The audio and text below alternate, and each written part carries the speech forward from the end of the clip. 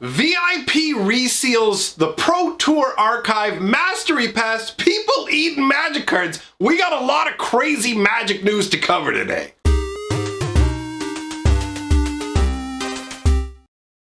Greetings, owners of fine luxury cardboard rectangles. I'm doing one of the rare videos where I get up and actually stand up, be a little less lazy, and look what that means. That means I can show you guys the glory that is my merch. Look at this lovely t-shirt. I know there are some people who question the placement of this shield, but here's the deal, man. You can do Care Bear maneuvers with this. You can do the Care Bear stare, and also, if you're fat like me, you got a belly, it pushes your shields out. Shields out! That's how life should be. So get your shirt too, and cover your man belly, all right? I feel pretty safe saying man belly because the demographics of my channel say that 98.5% of my audience are dudes. So that's the way we roll here, apparently. Big surprise. Let us dive into the news. So we're going to talk about VIP reseals. Now, this is obviously a subject we've touched on before.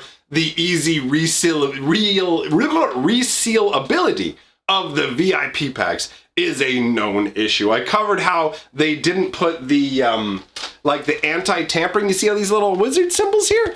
They didn't put the anti-tampering on the I was supposed to wait to show that at the end. Anyways, we'll get into that. So those anti-tampering marks are designed so that people can't easily open and reseal products. VIP packs are very expensive products, pretty much on par with the cost of a booster box. But Wizards neglected to put those symbols on the packaging to protect consumers. And as a result, we're seeing situations like one listed by Reddit user. It's Silly Billy, but it's a 5 instead of the S. Oh, kids these days and their Reddit names. Either way, he's the one who encountered this. Basically, he went to multiple Walmarts, okay? 70 miles apart, some of these Walmarts, and the VIP packs there had all been purchased by somebody else, opened, shoved full of token cards, and then resealed. Honestly, I thought maybe people to cover the tracks would buy a bunch of VIP packs, like open them up, pick out the good packs by just going through them because they're in a see-through pack, putting them back, and then just leaving like the loser packs in the Walmarts. I didn't expect people to just go full tilt with, hey, you know what? I'm just gonna go ahead and fill this with tokens or whatever. Like, can't they get tracked down through their like banking or credit card information or something for this sort of maneuver? Like, if you're doing it on a small scale, it's one thing, but we're talking like multiples of VIP boxes at over $100 a pop, right? Or I guess if you're in America, like $100 a pop. So isn't there a scenario where they could actually face like legal consequences for doing this sort of thing? Reading through the thread there, I actually found out that apparently Target may have made it a corporate policy that you're not allowed to return sealed trading card game products anymore. Now, I don't have confirmation on that, but the number of people chiming in with the different Target locations all across America certainly made it sound like this may be a Target corporate policy. Will we see Walmart follow suit? I wouldn't be surprised. I mean, VIP packs are now officially like the biggest product that you can get through one of these like Walmarts, right? If I'm not mistaken, you can buy like a bunch of the side products from Walmart. I'm in Canada, so here in Canada, we don't get as many, or at least maybe in the part of Canada I'm in as well. Let's clarify. I'm in a relatively small town in Canada, or a city, right? We have about 130,000 people living in the city. It might be a little bit more, but that's just like a rough amount. So if you look at us compared to a place like Toronto or something where there's millions of people, who knows? Maybe the Walmarts there get a broader selection of items. But all I've ever seen at the Walmarts here is like, check it out, you can buy a fat pack if you want. They'll have like individual boosters of master sets and stuff like that, but in like a sealed kind of weird blister pack and everything. So it's far more limited what you can get at Walmart. So if that actually is the case with all Walmarts, that means that the VIP packs are like far and away the most expensive product to have this happen with. And obviously, it's a really feel bad scenario. I've never bought Magic product from a place and got like ripped off, but I have purchased literally patio furniture, that somebody resealed smashed up patio furniture. And I went to the Walmart, bought patio furniture, brought it home, and it's just this busted, like not even on the box patio furniture. And I was so naive at the time. I thought to myself, like, how did Walmart mess up this bad? No part of me conceived of just going to the Walmart, buying something, and then just taking a completely like ruined product back in its place, thus like screwing over your fellow man. I had never conceived of it till it happened to me. But anyways, that's that news item. Let us move on to the next news item, which is the Pro Tour archives. Okay, so the Magic Pro Tour has been ongoing for a long period of time. Now, Wizards in the recent past has mostly discontinued Pro Tour coverage. Before, they used to give it a much bigger treatment, but I think Wizards is probably coming to the realization that Pro Tour Magic and like pro level Magic is never going to be the big draw for the game that they want it to be. The aspirations that it creates aren't going to affect the majority of Magic players. If the majority of Magic players are casual and Commander players, that means the majority of Magic players don't care about the Pro Tour. So Wizards of the Coast kind of discontinued what they were doing with the Pro Tour. However, there were archives of all the old Pro Tour recordings. Now it's coming to light that some of them have actually started to disappear. They're broken links, things like that.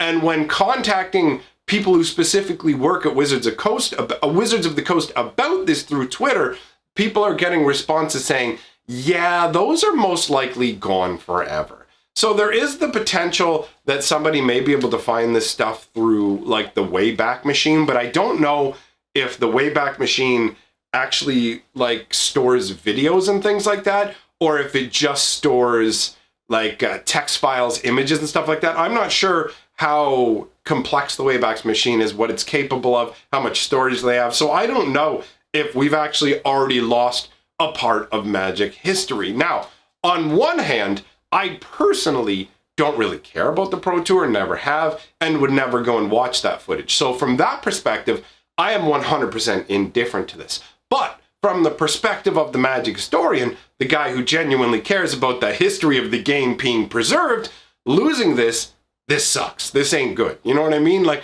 I'm personally on a mission to try and catalog old parts of Magic's history while also talking about what's going on currently in it. That's part of the goal of my lore channel, Fantasy Geographic, is to go over all the old school lore that exists in novels and on tiny little web pages that don't even exist anymore, but I have managed to like locate snippets here and there of. So for me, like, keeping Magic's history alive and accessible to future generations is of value, right? Even if it is something I personally don't care about, like the Pro Tour, I would love for every aspect of it to be available for people who do care about that. Because just because I don't like a particular aspect of Magic the Gathering doesn't mean it shouldn't exist, doesn't mean it should be ignored, and doesn't mean that other people can't enjoy it, right? I really don't like this sort of new online mentality that I've seen burgeoning out there where people feel like if it's not for me specifically, it doesn't matter, it needs to go away, all this kind of stuff. I am not in that category. So that is a sad note. Now there's dissatisfaction going on with the current Mastery Pass scenario in terms of people feeling lied to by Wizards of the Coast in the past. So basically what's going on, so that you understand, is every season on Arena, they release a Mastery Pass that accompanies the particular set. So Zendikar Rising's Mastery Pass is coming along, and it's going to be 130 levels. That's the full size of it. And we're leaving Core Set 2021, which was 90 levels, and Ikoria was either 80 or 90 levels. But the problem is, for people, is that Wizards previously announced that they were giving less in earlier Mastery Passes that were shorter seasons because they were shorter seasons. But then when they turn around and have a longer season, they're not offering more rewards. So they use the season size to justify giving us less and charging us the same.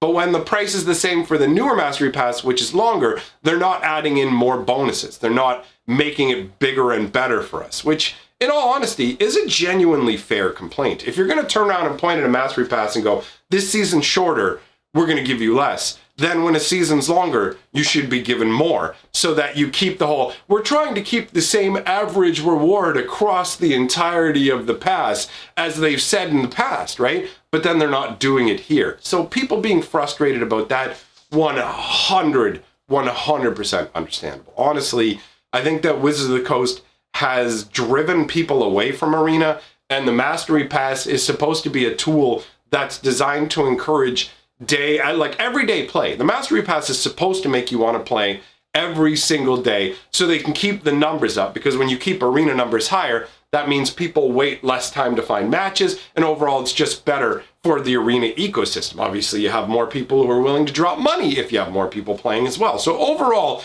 it's a better scenario, and that's Wizards really dropping the ball. Now, I mentioned at the beginning of the video, Magic players eating cards. One of the things that's hilarious to me on the internet is how people can just make offhand comments that would have been waved away in everyday life, but now because they're made on Reddit, people are like, I'm gonna hold you to that, bro. So almost a year ago, a Reddit user by the name of The Pack posted something along the lines, now I'm gonna paraphrase. He posted something along the lines of, if when Commander Collection Green comes out, it's actually full of good cards, the likelihood of that is so low that if it happens, I'll buy a pack and eat the cards in it. So lo and behold, Commander Collection Green's list does drop. I did a video on it, and the cards in it are great. It's a really good looking package, to the point where people are wondering what the end cost of it's going to be, because there's so much goodness in it, right?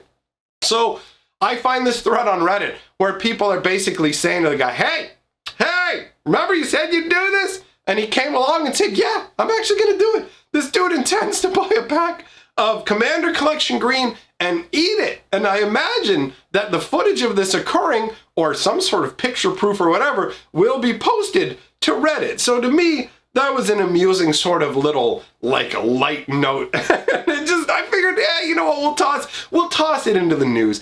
It's not exactly news about Magic the Gathering, but it's tangential fun, so whatever, right?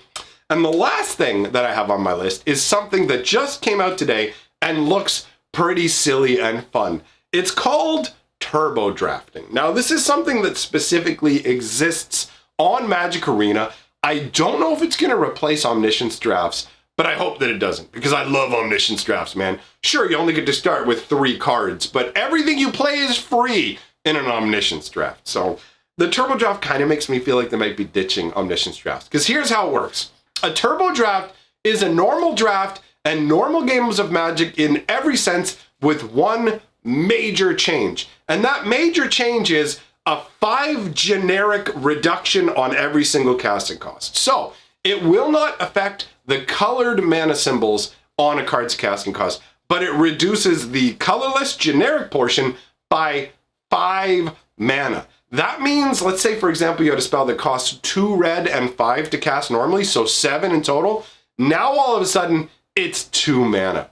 So it mixes the accelerated concept of an Omniscience draft with a little bit more balancing by colors, because in all honesty, Omniscience drafts follow a very simple sort of a philosophy.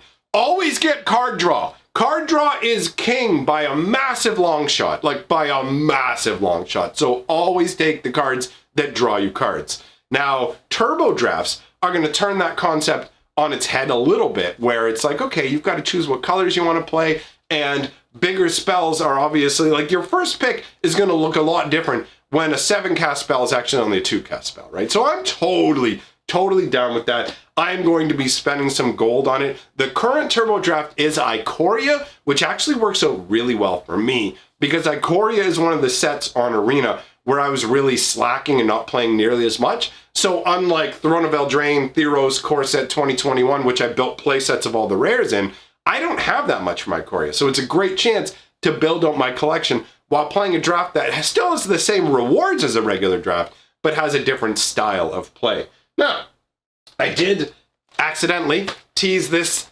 originally a little earlier in the video. I have managed to get my hands on a box of Jumpstart. And what we're going to do with this tonight, my friends, is we are going to play Jumpstart Plinko. I'm going to set up the Plinko board, and every Plinko drop, will equal a Jumpstart pack being opened. So it will be a good time. And I will say one more time, since we're done here, get yourself some of my fine merch. You can get this on mugs, stickers, whatever you want. It's great. Got a lot of responses from people who are happy with the quality of this. I mean, obviously I am too. I'm wearing it. So thanks for coming by. Let me know what you think about any or all of the subjects that I've talked about down in the comments below. If you like what I'm doing, liking, commenting, and subscribing are all great ways to assist the channel. If you love what I'm doing, jump on my Patreon and make me a happy lad, all right? Other than that, make sure to check out my other channel, Fantasy Geographic, for awesome magic lore. There is an insanely good video, almost half an hour of magic lore, dropping over there tomorrow. So make sure you come on by, because that's where I spend my Sunday. So we've got a premiere of the video tomorrow at 6 o'clock. Come on and hang out with me. I'll be there chatting. Thanks for coming by, my friends. I will see you all very soon.